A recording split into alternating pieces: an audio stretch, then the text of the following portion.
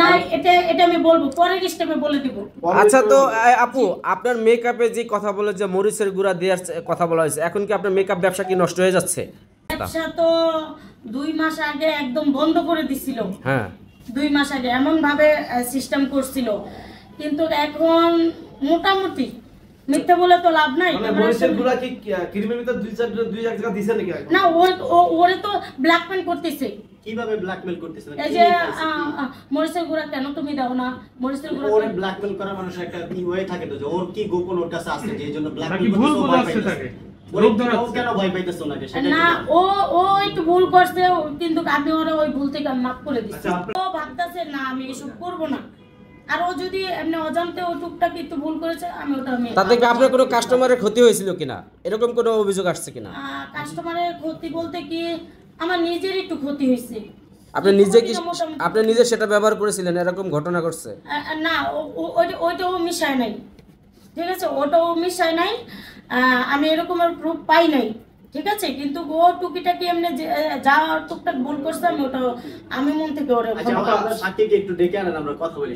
মরিচের গুঁড়া তো না মিশায় সেই ভয়তেই মূলত আপনি ই করতেছেন, মরিচের গুঁড়া তো না মিশায় আপনার প্রোডাক্টে। হ্যাঁ আমার প্রোডাক্টে মরিচের গুঁড়া কেন মিশাবে, আমার পিছনে কেন করে থাকবে? যদি করে থাকে আমি তো আইনের ব্যবস্থা নেব। আপু আপনাকে মেরে ফেলার হুমকি একটা, আর আপনার ব্যবসা নষ্ট করার হুমকি একটা, দুইটাই চাচ্ছে। এখন কোনটা চাচ্ছে? দুইটাই চাচ্ছে। প্রথমে এটা চাইছিল যে আমার হাজবেন্ডকে মার খাওয়াইবো, ঠিক আছে, এটা খুব পরিকল্পনা ভাবে চাইছে। যখন আমি টের পাইছি তখন আমি একদিন আমি চলে গেছি। আচ্ছা ওই সাক্ষীটারে একটু সামনে নিয়ে আসেন।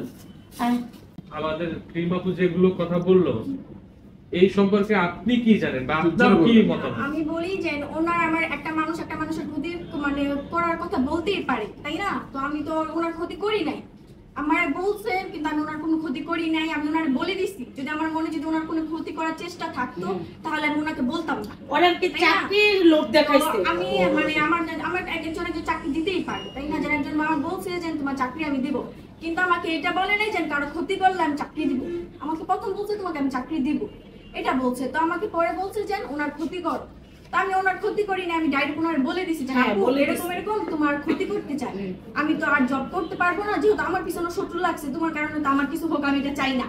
তো তোমার শত্রু লাগছে, তুমি এটা মানে ব্যবস্থা নাও। কিন্তু এভাবে আমি কোনো ক্ষতি কিংবা কোনো মেডিসিনে কিচ্ছু করি না। কেউ দিতে পারবে। আমার লগে একটা ভালো একটা ফ্রেন্ডশিপ ছিল আমাদের। ছেলে মানুষ না মেয়ে? না মেয়ে। ওর সাথে আমার ভালো একটা ফ্রেন্ডশিপ ছিল। তো ফ্রেন্ডশিপের মধ্যে ও আমার বলতো যে এই ক্রিম আপু কি করে, তো আমি তো ওনার সাথে এতটা মিশিও না এরকম ভালো করে, তো আমি ওনার ব্যাপার জানিও না। আমার অনেক এরকম না 1-2 বছর আমি জব করি এরকমও না, আমি নতুন জবে লাগছে আমার মানে জিগাইতো টুকিটাকি যে ওনার ব্যাপারে কি জানো। তো আমি বলতাম উনি কিভাবে উঠছে কিভাবে হ্যাঁ কি করে ওগুলো আমি জানি না, জাস্ট আমি এখানে কাজ করি এতটুকুই আমি জানি।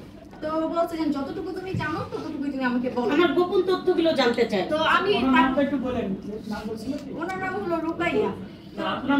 আমার নাম হলো আপনার নিজের নাম ভুলে গেছে। জোনাকি। আচ্ছা রুকাইয়ার সাথে আপনার পরিচয় কিভাবে?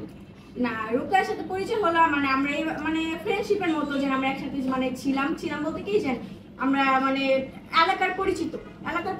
তো ওর আমার সাথে ভালোই ফ্রেন্ডশিপ ছিল। তারপর ওনার পার্লারে যখন জবে ঢুকি তখন আমার প্রথম কিছুই বলে নাই, তারপর লাস্টে দিয়ে আবার বলতেছিল যে এরকম উনি কিভাবে কি করে। তা আমি তো বলছি যে আমি জানি না। কয় মাস যাবত তোর সাথে পরিচয়? 1 মাস যাবত পরিচয়। আচ্ছা 1 মাস যাবত। তুই চাকরি করস কতদিন?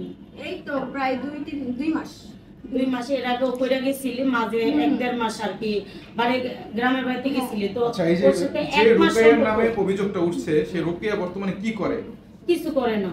আচ্ছা উনি রুকাইয়া ওনার ক্ষতি করতে কেন চায়?